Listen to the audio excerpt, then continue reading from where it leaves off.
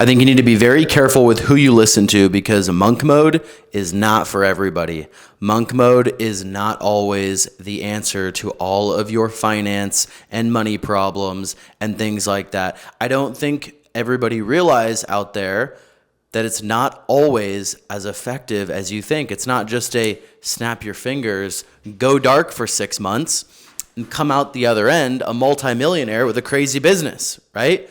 That's not how life works. And if you're unfamiliar with monk mode, what I'm talking about is this idea that's going around in the internet, specifically for men, entrepreneurial men, who will essentially get rid of all things pleasure for a specific amount of time. You know, no video games, no sex, no going out, no drinking, no hanging out with girls, all of that, so that they can put all of their focus and energy into their business, leveling up their finances, career, etc. And don't get me wrong, like I think there's definitely a time and a place for monk mode, but I'm going to tell you a little story here in this video that is going to illuminate why I think it can be a dangerous game to play if you don't know what you're doing or you don't apply it to the right area of your life. This isn't advice. This isn't financial advice. This is just my take and me recounting my personal experience to give some insight and to hopefully save somebody from making one of the mistakes that I have made. Okay, so the thing is with monk mode and why it works for the people like Iman Gadzhi and maybe these other big business gurus, solopreneurs, etc., is because they thrive off of building their business. They genuinely love building their businesses, and they can get into crazy flow states just sitting down and doing the difficult shit day in and day out. It's like their unique zone of genius. They're like really fucking good at that thing, and they love doing it. Like I have probably 10 business owner friends of mine that genuinely love sitting down at their computer, grabbing a cup of coffee, 6, 7 in the morning, locking in at their computer for hours on end, problem solving, difficult shit, the boring stuff, right? But they actually love it. And for those people, I think monk mode can be really powerful, and that type of behavior where you're throwing all of the like classic distractions out the window can help you get ahead massively and be super productive and get things done.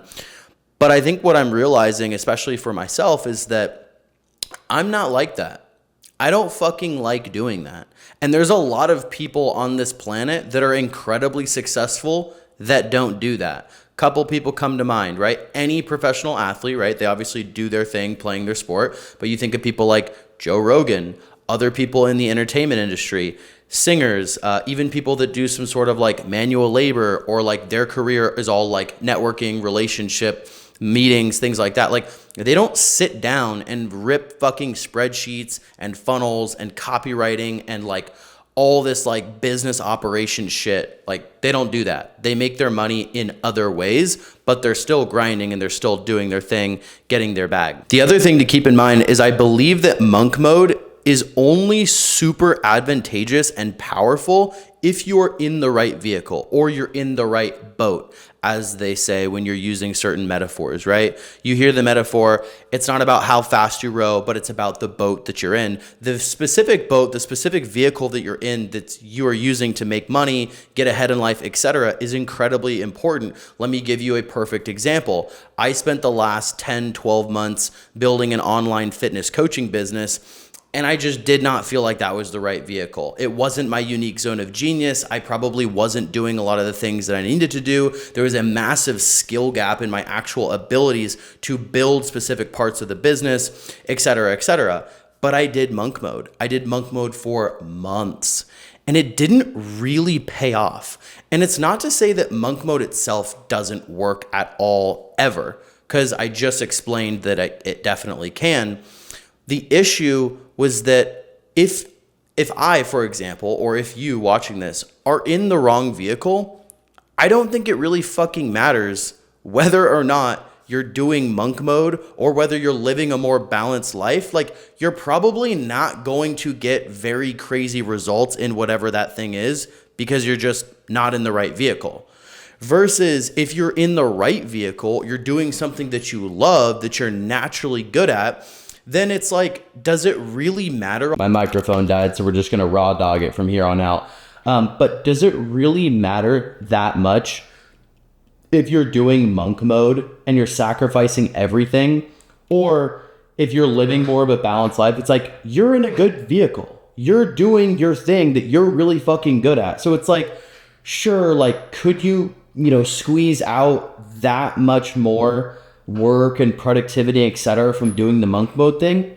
Maybe. Yeah, on certain occasions you probably could. But then you also have to ask yourself, how taxing is monk mode on your lifestyle and your mental state? Because if it's somebody like me, and I think there's a lot of other people out there like this, it's very taxing. Like, in the sense that, like, you get rid of, like, dating, you get rid of social, you get rid of all this shit, and it sucks. Like, it kills a part of you. Maybe you really like to socialize. Maybe you really enjoy going out and partying with friends, or maybe dating is really important and you get a lot of maybe fulfillment or happiness or companionship or whatever from dating or being with girls or whatever.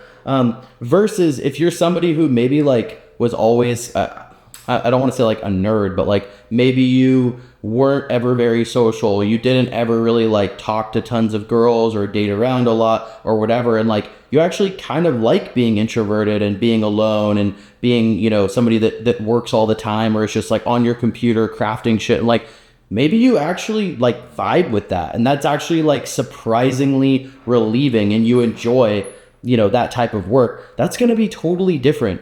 And those two totally different types of people are going to get massively different results in their monk mode and how effective it was at furthering them in their career or business or whatever, based on like who they are. Which is why, again, I say, and coming back to the title of this video, I do not think that it's for everybody. You will hear the Andrew Tates and the Iman Gadzis and whoever else being like, you got to go dark for 6 months, or, you got to sit in your room and be a loser and give up everything and grind. It's like, I don't think so. Not for everybody, not for everything.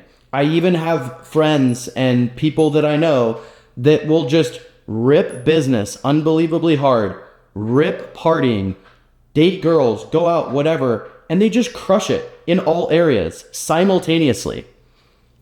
And like, they just don't do monk mode and they're fucking crushing it regardless. So I don't know. I've talked to a lot of people as the whole monk mode thing has gotten more and more popular and more people adopt it. I was even talking to my buddy the other day who owns a really cool fitness clothing brand, and he's got a big personal brand. And he was literally saying, he's like, yeah, dude, I don't know about monk mode. Like, I'm really questioning. He's like, I've been doing it for months and I'm just not sure how much more I've really gotten out of like living my life that way. And I was just like, dude, I totally get that, totally understand. I don't think it really hits that hard for everybody. It's like, how much did I really get done?